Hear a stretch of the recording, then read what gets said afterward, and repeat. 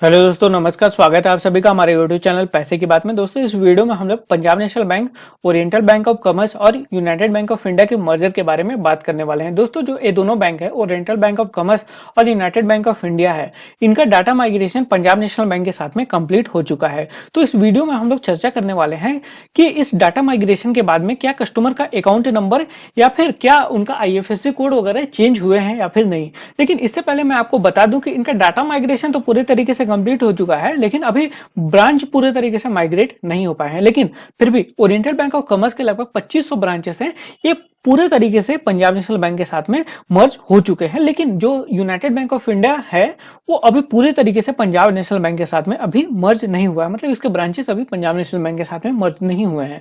मतलब United bank of India के केवल 100 ब्रांच अभी पंजाब नेशनल बैंक के साथ में मर्ज हुए और यूनाइटेड बैंक ऑफ इंडिया के ब्रांचेस अभी मर्ज होने में थोड़ा टाइम लगेगा, लगभग 2-3 महीना में ये कंप्लीट हो जाएगा और मान के चलिए मार्च 2021 तक ये पूरे तरीके से कंप्लीट हो जाएगा। तो अब हम लोग मेन चीज के बारे में बात करने वाले हैं कि डाटा माइग्रेशन के बाद में इन दोनों बैंक, जो ओरिएंटल बैंक ऑफ कॉमर्स और यूनाइटेड बैंक ऑफ इंडिया के कस्टमर हैं, उन पे क्या इंपैक्ट पड़ा है उसके बारे में अभी हम लोग चर्चा करते हैं। तो यदि हम बात करें अकाउंट नंबर के बारे में, तो अकाउंट नंबर आपका चेंज नहीं हुआ है। चाहे आप ओरिएंटल बैंक के कस्टमर हो या फिर यूनाइटेड बैंक के कस्टमर हो, आपका अकाउंट नंबर यहाँ चेंज नहीं हुआ। लेकिन यदि हम बात करें IFSC कोड के बारे में, तो आपका IFSC कोड यहाँ पे चेंज हो चुका है। लेकिन जैसा कि मैंने आपको बताया कि यूनाइटेड बैंक के अभी ब्रांचेस अभी पूरे तरीके से मर्ज नहीं हुए हैं, तो उनके जो ब्रांच के जो कस्टमर है उनको अभी नया IFSC कोड नहीं मिला। लेकिन ओरिएंटल बैंक के कस्टमर जितने भी होंगे उनको नया IFSC कोड मैसेज और मेल के द्वारा उनको मिल चुका होगा। तो IFSC कोड यहाँ पे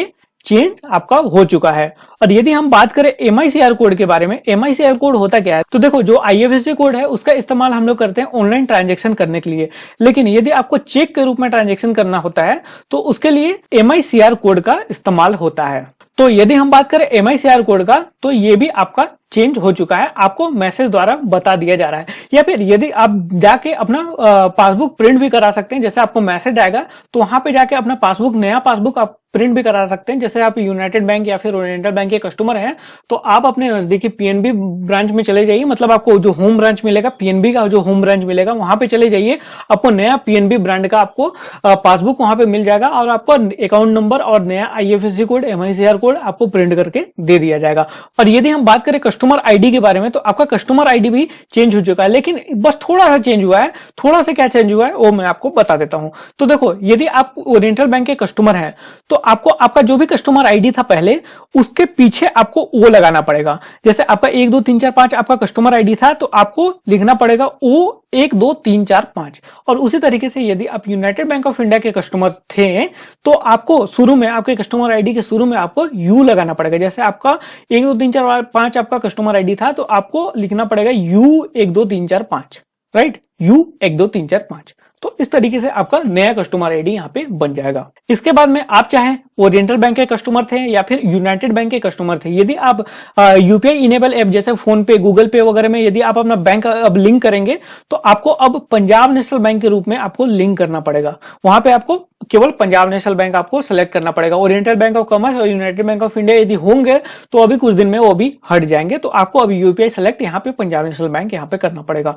और यदि हम बात करें मोबाइल बैंकिंग के लिए, तो आपको अब PNB One एप्लीकेशन को यूज करना है। आप इस एप्लीकेशन का यूज कर पाएंगे चाहे आप किसी भी बैंक के कस्टमर का है नहीं हो, चाहे आप ओरिएंटल बैंक के कस्टमर हो या फिर यूनाइटेड बैंक के कस्टमर हो, आपको अब पंजाब नेशनल बैंक के मोबाइल बैंकिंग एप्लीकेशन को आपको अब यूज करना है। उसी तरीके से यदि हम बात करें इंटरनेट बैंकिंग के लिए, तो इंटरनेट बैंकिंग भी आपको पंजाब नेशनल बैंक का अब यूज करना है।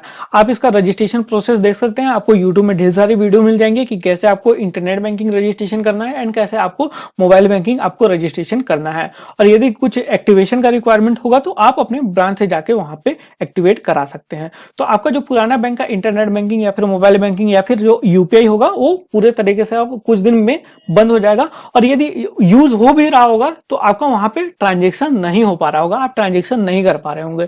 तो अब आप पंजाब नेशनल बैंक का internet banking, mobile banking and UPI को यूज करें। सो गाइज, इस वीडियो में बस इतना ही था। आई होप आपको कुछ इन्फॉर्मेशन मिली होगी। सो गाइज, यदि आपको वीडियो पसंद आएगा तो वीडियो को लाइक कर सकते हैं और इस वीडियो को शेयर जरूर कर दीजिएगा ताकि इन बैंक के कस्टमर को पता चल सके।